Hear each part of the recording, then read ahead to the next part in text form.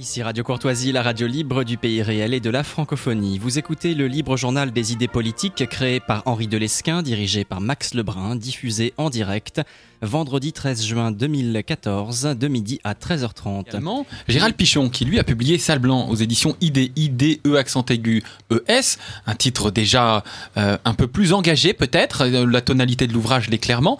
Vous Gérald Pichon, pourquoi vous êtes intéressé à cette question? Quel regard vous avez porté?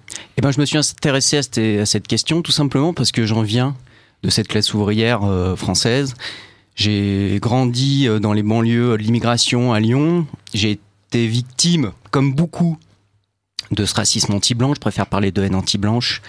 Il y a un mot qui me gêne vraiment, c'est le terme de blanc. Moi, en tant que militant identitaire, parce que je suis militant identitaire, je me dis pas sociologue ou quoi que ce soit, je suis militant identitaire.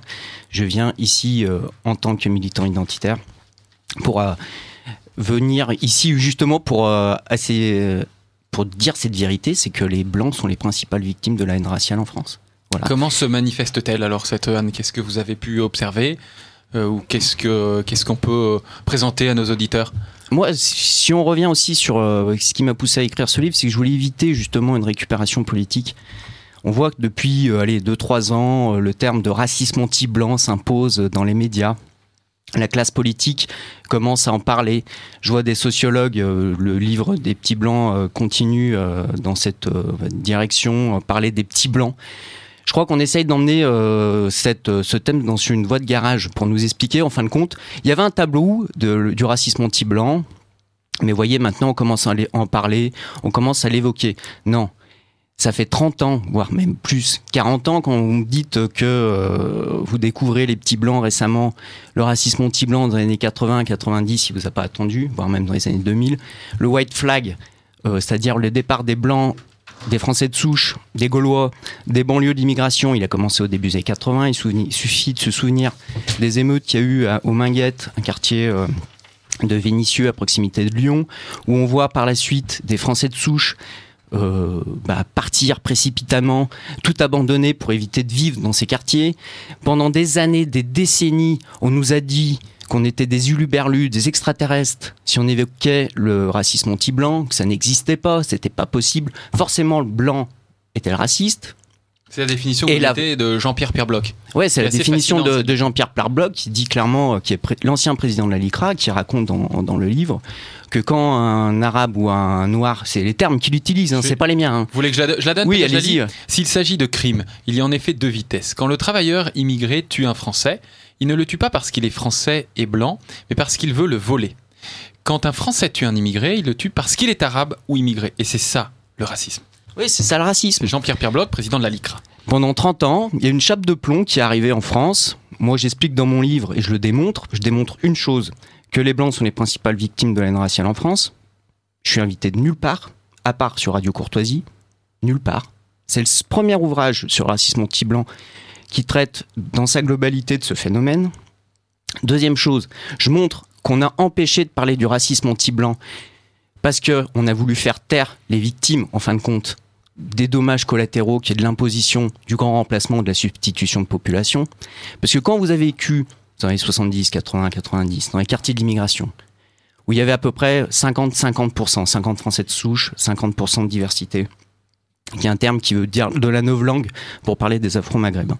Quand vous avez vécu dans ces quartiers-là, vous avez vite compris qui brûlait votre voiture, qui vous attaquait et pourquoi. Tout ça à cause de votre couleur de peau. Pourquoi à cause de votre couleur de peau? Non pas parce que dans leur famille on leur expliquait qu'il fallait détester les Français et la France ou quoi que ce soit, non. Parce que l'éducation nationale leur a expliqué qu'ils étaient des victimes éternelles, qu'ils étaient victimes du colonialisme, qu'on est allé là-bas pour les piller et qu'il fallait maintenant se venger. Il y a un désir de vengeance. Ce désir de vengeance, on l'a vu il y a quelques semaines avec le viol qui s'est déroulé à Ivry. Dans l'indifférence générale, à part Valeurs Actuelles et un article du Nouveau Détective qui raconte justement comment s'est déroulé le viol, d'une jeune fille française qui a été choisie clairement parce que ses agresseurs l'ont traitée de sale pute de française et qu'ils l'ont violée à 4 ou 5, je ne sais plus, pendant plusieurs heures. Indifférence générale. Pas un mot dans les médias. Ils ont d'ailleurs précisé, tu ne manges du porc, sale blanche, on va te violer, quoi. Je crois que les termes sont très durs, mais ils ne sont pas sortis du tout dans les médias, effectivement. Non, les termes ne sont pas sortis du tout dans les médias. On nous explique tout le temps que quand y a la moindre problème en discothèque, comme si on pouvait comparer un problème en discothèque parce qu'on s'est pris une porte à l'entrée d'une discothèque ou un viol, on ne fait pas du tout de comparaison. Pas sous silence le viol. Il y a aussi le meurtre de Christophe Rambourg. Maître Chien qui a été torturé pendant plusieurs semaines dans l'indifférence générale aussi. Ce genre d'événements, ce genre d'agressions, ce genre de viols, c'est quotidien. Il y a eu plusieurs milliers de victimes depuis des années, depuis 30 ans, et personne en parle. Et personne n'en parle et n'en parlera. J'ai l'impression qu'on essaye timidement de commencer à en parler, parce que là on est face à un sujet explosif. C'est une bombe sémantique, a dit Bernard-Henri Lévy. Si Bernard-Henri Lévy, le Botul, l'a dit, je crois qu'on peut faire attention. Aymeric Patricot, comment vous réagissez à ces propos ? Est-ce que vous avez aussi le sentiment que ça a été quand même nettement couvé, ce problème, et qu'il est beaucoup plus violent, bouillonnant que même qu'on peut le décrire ? D'ailleurs, les propos d'ailleurs sont assez violents dans votre ouvrage, de gens... mais moi on n'est pas en opposition totale. J'ai senti une certaine... en tout cas une émotion. J'ai l'impression de passer un peu pour le sociologue. Non, mais il n'y a pas d'émotion. Non, mais moi, je comprends parfaitement. Moi-même, j'ai du mal. J'ai d'ailleurs 2-3 pages sur un fait divers... l'affaire Jean-Marie Garcia en 2006 à Lyon, un Français d'origine portugaise qui a abattu en sortant d'un bar un Arabe à coup de fusil. Et il y a eu un procès, d'ailleurs BHL est intervenu, et l'idée du procès c'était est-ce que c'est un crime raciste ou pas ? Lui n'a pas cessé de clamer mais non, c'est pas raciste. Je l'ai tué comme ça aurait pu être n'importe qui. En fait, on n'a pas de preuve que ce soit raciste. Le problème... Au fond, peut-être qu'il est raciste, mais en termes de justice, il n'y a pas de preuve, on ne peut pas le considérer comme raciste. De toute façon, il était condamné à 20 ans de prison au minimum. Mais le problème, c'est que BHL et d'autres sont intervenus devant la justice en disant, en gros, leur argument, c'était les nazis disaient qu'ils n'étaient pas racistes, pourtant ils ont tué des juifs, donc toute personne clamant le fait qu'elle n'est pas raciste est forcément un peu raciste. Bon. Je vous cite Bernard-Henri Lévy, les grands criminels racistes du XXe siècle ont toujours affirmé qu'ils ne l'étaient pas. Les propos du coupable ne vous seront donc d'aucun secours. Tout criminel raciste nie son racisme. Il ne faut donc pas tenir compte de la parole d'un homme que l'on soupçonne de racisme. Voilà. Le seul fait qu'il soit soupçonné, il est coupable. Et donc ce pauvre type, Jean-Marie Garcia, qui est par ailleurs coupable du crime, et puis je pense, moi, au fond, qu'il est peut-être un peu raciste, mais il n'y a pas de preuve. Tout le monde, et d'ailleurs SOS Racisme est intervenu pour dire mais oui, il est raciste, il est forcément raciste, puisque c'est un blanc qui tue un arabe, il est forcément raciste. Bon. Et c'est vrai que je pense qu'on est en 2014, on ne peut plus tenir ce genre de sophisme, c'est plus possible. Il y a un moment, alors c'est vrai que les races sont construites socialement, c'est vrai que, est-ce que vraiment il y a des gènes blancs, des gènes noirs, je ne sais pas, tout ça est construit socialement, mais à partir du moment où les gens voient des choses, ils tuent des gens parce qu'ils considèrent que telle personne est blanche, évidemment il faut le dénoncer, c'est vrai qu'il y a un problème. Bon. Moi j'ai assisté dans ma vie à une dizaine d'agressions hyper violentes, qui vont du crachat à l'insulte au meurtre, j'ai vu des meurtres. Bon. Je suis désolé de le dire, mais oui c'est vrai, toutes ces victimes de violence étaient blanches. Bon, oui, après, j'entends BHL qui me dit « Mais non, tous ceux qui parlent de ça sont des salauds. » Il y a un côté insupportable. Oui, mais on n'en est plus là. On n'est plus à dénoncer le racisme anti-blanc. On est à dénoncer le fait que les Blancs sont les principales victimes de la haine raciale en France. C'est là le souci. Là, on commence à discuter. Là, on commence à avoir une vraie discussion. Voilà, juste pour... Et pourquoi on a eu ce problème pendant des décennies ? Là, on commencerait à se poser des questions. Alors juste une dernière petite remarque. Un des grands arguments des associations antiracistes, c'est ce racisme anti-blanc n'est pas un système. Le vrai racisme, c'est celui d'un système qui organiserait un racisme par les discriminations, tout ça. Moi, ce que j'ai l'habitude de répondre, c'est effectivement, c'est pas les mêmes formes. Effectivement, qu'il y a des Noirs ou des Arabes qui subissent des discriminations, et je suis pour condamner ces discriminations. Mais l'un n'empêche pas l'autre. On peut à la fois condamner les discriminations que subissent les minorités et condamner la violence, notamment dans la rue, qui s'exprime, c'est vrai, souvent vis-à-vis des Blancs. Mais on peut condamner aussi les violences. Moi, je crois qu'il y a... Je suis d'accord avec vous sur un point. S'il y a une violence physique qu'on peut voir dans la rue et qu'il y a une violence aussi morale du fait d'une bourgeoisie, on va dire, entre guillemets, blanche, cosmopolite, qui déteste le peuple de France. Moi, le terme de petit blanc, ça ne m'intéresse pas. Je préfère parler du peuple de France, gaulois, vraiment. Ils détestent tellement ce peuple de France qu'ils ont mis en place, quand on nous explique qu'il n'y a pas de discrimination à l'encontre des Blancs, mais c'est totalement faux. Et la discrimination positive ? Il y a des emplois désormais qui sont réservés, entre guillemets, puisqu'on est en France, on peut pas dire les choses clairement, qui sont réservés aux habitants des quartiers qui sont choisis parce qu'ils ont un taux de population issu de la diversité assez important. Donc en clair, Si vous avez la pigmentation trop blanche, vous êtes trop monochrome, vous n'aurez pas cet emploi. On le voit à la RATP, on le voit à la SNCF, il suffit d'ouvrir les yeux. Il y a des emplois qui sont désormais réservés à la diversité. Donc les blancs, les petits blancs, le peuple de France, je préfère le peuple de France, c'est eux vraiment qui sont victimes de ce système. Il y a un vrai système. Quand vous dites, quand la charte de la diversité parle dans ses statuts qu'il faut refléter la diversité ethnique, il faut avoir justement un recrutement qui reflète cette diversité, qu'on avait Jean-Claude Dacier, un ancien responsable de LCI, qui dit qu'à compétence égale, il prendrait un CV avec un nom ou un prénom black ou beurre. Anne Lauvergeon qui dit qu'elle veut tout sauf du mâle blanc. Le responsable de L'Oréal qui dit qu'il va faire une discrimination positive et qu'il va l'appliquer à l'encontre des blancs. Je me dis oui, là il y a un vrai souci. Il y a un vrai problème. Il y a une violence physique dans la rue, il y a aussi une violence morale et économique à notre encontre. Là, vous avez cité que des personnes de cette bourgeoisie, cette élite blanche. Oui. D'ailleurs, c'est assez frappant. Vous citez aussi les propos de l'ancien conseiller Tony Blair, oui, qui avoue, qui lâche le morceau en disant qu'il y avait une volonté d'une immigration de masse en Grande-Bretagne pour importer un maximum d'Africains notamment, et forcer en fait la population à vivre le multiculturalisme. Il y a donc une idéologie derrière, et une idéologie créée par les blancs en fait. Est-ce que vous l'analysez comme ça? Est-ce que c'est une question que vous êtes posée en lien notamment avec les études américaines, les white studies dont on parlait, qui étudient aussi en fait ce multiculturalisme blanc, le fait de nier la race blanche chez les élites bourgeoises comme presque le comble du racisme en fait, parce que la race blanche est supérieure aux autres, elle ne doit pas être reconnue puisque elle doit irriguer le reste. Aymeric Patricot. Oui, c'est vrai qu'il y a chez les élites, entre guillemets, une sorte de fantasme de dépasser tout ça, mais ça cache effectivement une forme d'hypocrisie. Pour rebondir sur ce que disait Gérald Pichon. D'ailleurs, c'est amusant, tout ce qu'il vient de dire, ça recoupe en grande partie l'un des témoignages de mon livre, parce que mon livre est fondé à 80% sur des témoignages de gens qui se considèrent comme petits blancs.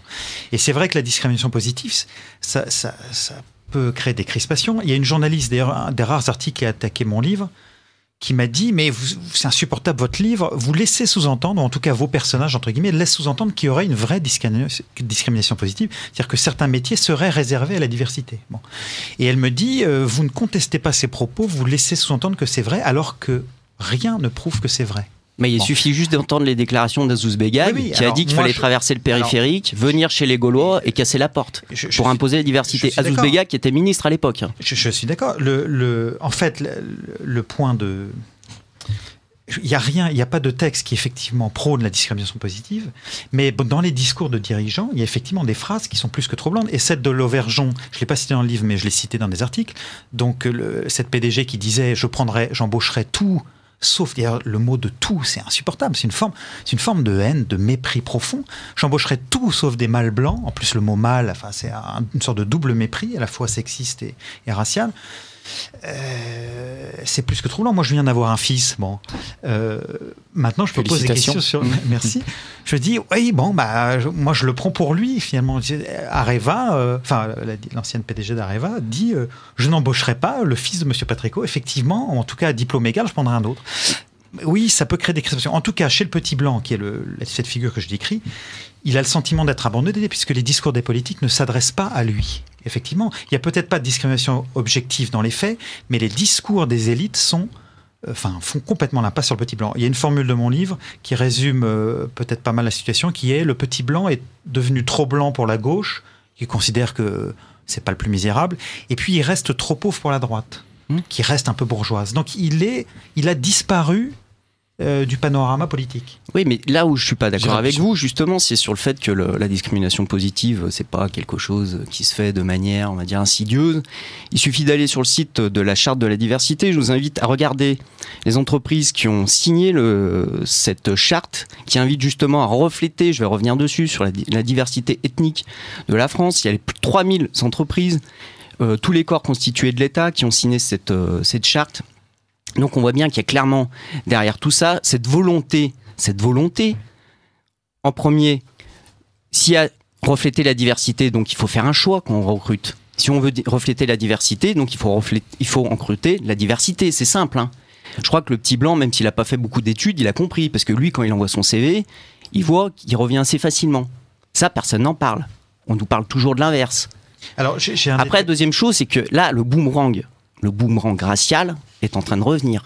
Le boomerang racial, quand on parle de diversité ethnique, je crois que les choses, ça veut bien dire ce que ça veut dire. Le terme, c'est pas diversité ethnique, le bon terme, ça serait diversité raciale. Voilà. Là, la France vit sur une bombe à fragmentation ethnique. Jean-Paul Mélenchon l'a expliqué aux dernières élections. Jean-Luc Mélenchon l'a expliqué aux dernières élections. L'ethnie a remplacé le social. Là, on vit dessus et il y a une prise de conscience. Mais ça fait une trentaine d'années. C'est le vote du Front National. C'est le vote du Front National dans les quartiers de l'immigration. C'est le vote du Front National dans les zones périurbaines désormais. Pour crier ce ras-bol, pour dire on en a marre de l'immigration, on veut être encore majoritaire sur notre terre et on veut plus ou moins vivre notre identité. C'est un vote clairement identitaire. C'est un vote de résistance. Quand on votait Front National dans les années 80, on avait l'impression de mettre un cocktail Molotov dans l'urne. Clairement, parce qu'on en avait marre. Là, maintenant, il y a une idée de construire, ils ont fui ces quartiers, on a abandonné ces quartiers, on a abandonné, on va dire, ces ghettos qui se sont construits d'eux-mêmes. Si vous avez vu les quartiers d'immigration des années 60-70, ils ont été construits pour les pieds noirs. Les pieds noirs qui ont été les premiers à être traités de petits blancs. Le terme de petit blanc vient des pieds noirs. Donc ils ont fui. Maintenant, on se retrouve avec des zones, comme l'a dit Manuel Valls, où il faudrait beaucoup plus de blancos, comme à Mantes-la-Jolie, où il y a 95% des naissances qui sont afro-maghrébines. Donc voilà la situation dans laquelle on vit, mais ça fait 30 ans que nous, on l'a subi. 30 ans qu'on l'a subi, quand on voit les textes de rap de Sniper, la France, Anne Lauvergeon, pour la petite histoire, qui a pu dire qu'elle veut tout, sauf le mal blanc, elle n'a pas été condamnée pour racisme, ou pour discrimination, quoi que ce soit. Les textes de rap qui appellent clairement à la haine de la France, on l'a laissé faire au nom de la liberté d'expression. Par contre, chanter l'amour de la France, là par contre, vous passez pas à la radio. À part sur Radio Courtoisie, heureusement. C'est amusant parce que quand j'étais un peu plus jeune, j'aimais beaucoup le rap. J'avais une sorte de culture du hip-hop. J'aimais bien la colère qui s'exprimait dans le rap. Et j'étais pas gêné par la haine anti-France. Je trouve ça un peu je vais être méchant, mais le problème quand on écoute du rap et qu'on n'est pas gêné par la haine anti-blanche, anti-française, c'est qu'on est bourgeois. Parce que le petit blanc, lui, il l'a subi, donc il prend les coups, donc quand il entend. Je suis d'accord. Ou alors c'est qu'on est nègre blanc, une catégorie que vous avez explicitée. Non, mais maintenant que j'ai pris un peu de bouteille et que j'ai connu un peu le terrain que ça, maintenant, ça me crispe et je n'aime plus ces rappeurs-là qui en plus se donnent des leçons et se prétendent humanistes, etc. Je n'aime plus cette violence-là verbale. Mais je l'aimais à 20 ans parce qu'effectivement, j'étais un petit bourgeois qui comprenait rien au social. Ouais, mais le souci, comme j'explique dans mon livre, on parle des rappeurs, à la limite, j'ai même pas envie de leur jeter la pierre parce que c'est des jeunes de banlieue qui ont réussi, qui arrivent à avoir de l'argent. Bon, je vais pas leur dire, tant pis pour mieux, ou tant mieux ou tant pis, j'en sais rien, c'est pas le plus important. C'est de voir derrière tout ça ce qu'il y a. Quand je cite Pascal Nègre, qui est le patron d'Universal Music, qui explique clairement qui fait des choix politiques quand il fait signer des artistes. Il dit clairement, c'est pas trop dérangeant que des rappeurs appellent aux émeutes et qui cassent tout dans la rue, c'est pas grave, ils expriment leur violence ou quoi que ce soit. Mais par contre, je ne signerai jamais un artiste d'extrême droite, c'est un choix politique. Voilà où on en est, c'est-à-dire qu'on fait la promotion pour la diversité afro-maghrébine. Là, on pourrait revenir sur le terme de black. Black, ça veut rien dire. Black, ça ne veut rien dire, je préférais parler d'Africains. Leur culture est africaine. Maintenant, on leur fait croire, c'est le livre de Mathias Cardet, on leur fait croire qu'ils se déblaquent, ça ne veut rien dire. Donc, on leur explique qu'ils sont blacks, que leur identité, elle doit se construire aux États-Unis. Et d'ailleurs, c'est un peu le souci que j'ai avec ce terme de whiteness study, c'est-à-dire que le terme de petit blanc, de white trash, de dégénéré, moi je me considère pas comme un dégénéré ni comme un white trash, mais comme issu du peuple de France, un Gaulois, tout simplement. Peut-être en bas de l'échelle sociale, mais au moins quelqu'un dont la famille a toujours été à l'avant-garde quand il y a eu des guerres, qui n'a pas hésité à aller travailler, à se lever à 5h du matin, il n'y a pas de souci. Je me considère pas comme un dégénéré. Et donc on voit que l'identité, va dire blanche, moi je sais pas ce que ça veut dire, je m'entends comme européen, oui ça me parle, français, ok. Elle vient des États-Unis, comme si on devait retrouver nos identités en passant par les États-Unis. Et ça me gêne vraiment. Si on doit justement lutter contre le racisme anti-blanc, la haine anti-blanche, c'est en puisant dans nos racines européennes, françaises, lyonnaises, parisiennes et tout ce que vous voulez. C'est là la réponse. C'est le message d'optimisme que vous avez en fin d'ouvrage, que vous répondez à la question que faire face à cette situation. Effectivement, vous appelez à ce que vous venez de proclamer. Aymeric Patricot, vous voulez peut-être réagir, compléter avant de conclure cette première partie d'émission consacrée aux petits blancs. À propos du détour par les États-Unis, bon, c'est intéressant. Ça, c'est vrai qu'on est en France, on a tendance, c'est vrai, à regarder vers les États-Unis pour le rap, le rock, et tout ça. Moi, si j'ai fait un détour par les États-Unis, c'est pas pour comparer les situations, c'est juste pour dire, au moins les Américains ont ce cran de mettre des mots sur les choses. Et nous, on est toujours un peu à la remorque. En tout début d'émission, vous parliez du terme de white flight. Le fait que les Blancs, c'est l'envol des Blancs, on va dire, les Blancs, à partir d'un certain seuil, quittent les quartiers. Bon, ça, c'est une notion passionnante, mais pour l'instant, qui n'est jamais utilisé dans les médias, tout simplement parce qu'il ne faut pas le dire, ça gêne tout le monde, gauche et droite d'ailleurs. Mais je suis sûr que ce mot-là, il y aura très vite un équivalent français, peut-être dans 10 ans. Mais donc, le détour par les États-Unis. Je suis désolé de vous couper, il y a un équivalent français dans 10 ans. Il y aura peut-être un associé. Dans les discours des oui, quand les choses seront faites de manière irréversible. Quand les choses, on ne pourra pas revenir en arrière. Oui. Voilà, c'est tout. Mais on parlera désormais de la haine anti-blanche comme quelque chose de prépondérant dans la société dans 10 ans, quand les choses seront irréversibles, qu'on ne pourra plus vivre. On peut déjà même plus vivre en Seine-Saint-Denis quand on est, on va dire, blancos, parce qu'en fin de compte, on est pris pour cible. On peut plus vivre à Ivry et ou du moins vivre difficilement parce qu'on est blancos, ça on le voit. Donc là, il y a tout un travail qui est en train d'être fait. La digue sur l'existence du racisme anti-blanc, elle a sauté. On est en train de nous dire maintenant, oui, le racisme anti-blanc existe, mais c'est un phénomène minoritaire. Il faut faire sauter la deuxième digue et d'expliquer que les Blancs et les Gaulois sont les principales victimes de la haine raciale en France. C'est clair, il faut faire sauter la digue. Merci à Gérald Pichon. Je rappelle le titre de votre ouvrage Sale Blanc aux éditions ID, IDE accent aigu ES, qu'on peut retrouver peut-être sur un site internet ou comment on peut se le procurer. Sur le site internet édition ID, vous tapez dans un moteur de recherche très connu. Vous pouvez aller à la librairie Facta aussi, il est vendu, et dans de bonnes librairies amies. Merci.